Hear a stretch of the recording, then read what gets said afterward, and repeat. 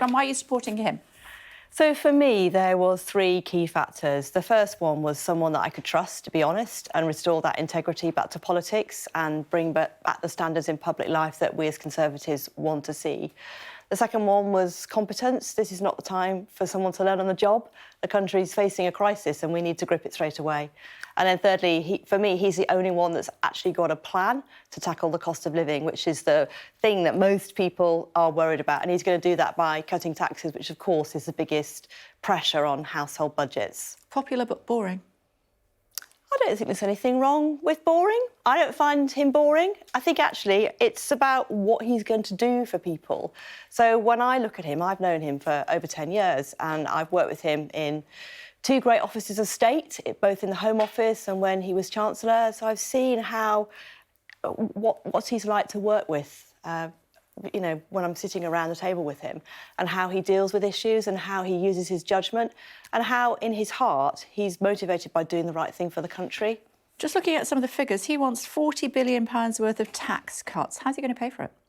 So yesterday at his launch, he published a document setting out exactly how he is going to pay for that and also highlighting a number of his other policies, such as housing, which I think is really important. He has been very clear that there will need to be reductions in spending in every government department, and he's set all that out.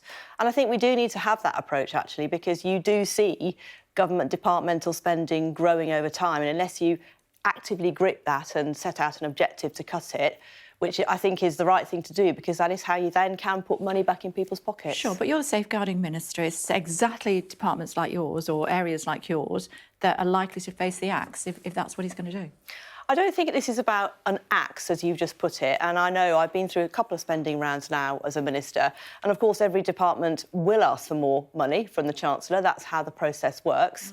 But I think it is incumbent on the person at the top of the tree to say, well, actually, we're going to have this settlement, and in the national interest, we want to be able to cut people's taxes now so that we are helping them to tackle the really significant pressures on their budgets. And that's how you've got to do it. You've got to show that leadership from the top, and that's what Sajid will do. Rishi Sunak's, not just specifically Sajid Javid's campaign, but he says you're telling us fairy tales.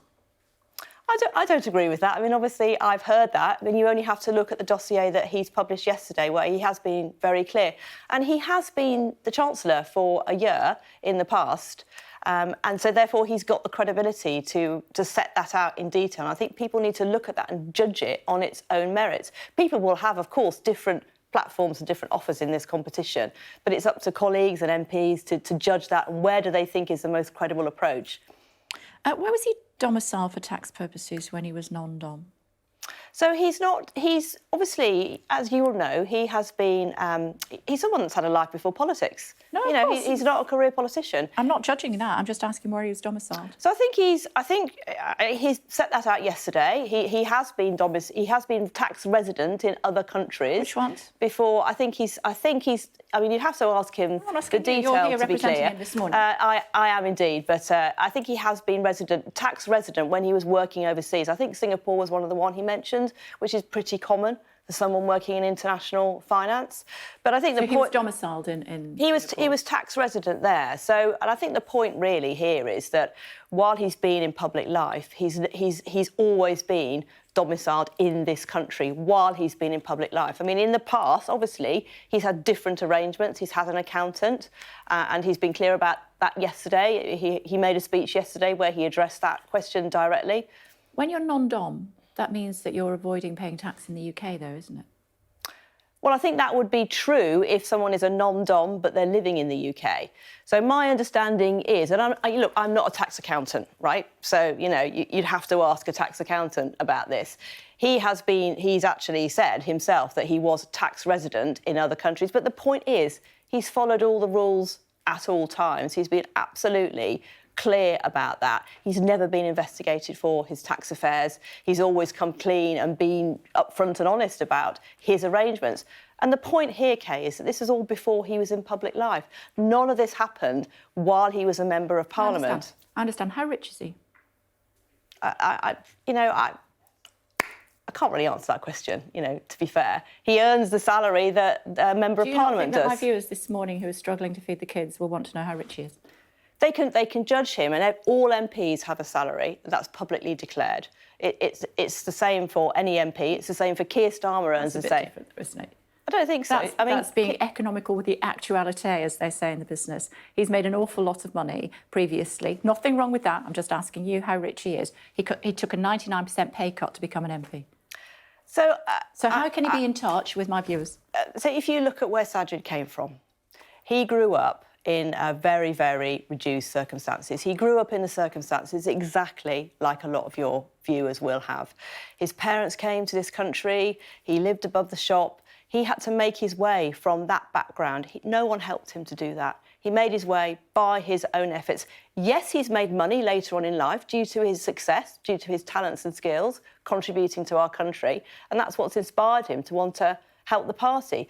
But actually, if you look at where he came from, that's the key here.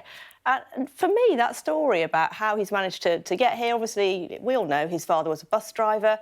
This is not a rich upbringing, as you've just suggested. No, I didn't at all. I didn't suggest that 1 second. I'm just asking how rich he is. And also you say that he contributed to this country, but of course if he was non-dom, he wasn't contributing to this country at the time.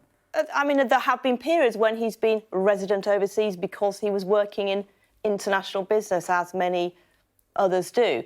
He's contributing to this country ever since he's been in public life. He took a tax cut, as you said, because he wanted to serve the country. Yeah. Sorry, pay cut. Yeah. He took a pay cut because he wanted to serve the country. And that's what he wants to do now. We're almost out of time. It's a busy programme, as you can imagine. We really appreciate you taking the time. What are his green credentials? He strongly believes in net zero, so that's a commitment that he will abide by. And we all know that net zero is a way to actually generate jobs and investment in many parts of the country. And so Sajid has been very clear that that's a very important part of our national strategy. It's also a very important part of levelling up. You had my friend Andrew Bowie on before. It's really important about uniting the country, and the union can play a really key part in the net zero strategy because of all the natural resources and the way that we can create jobs in every part of the country.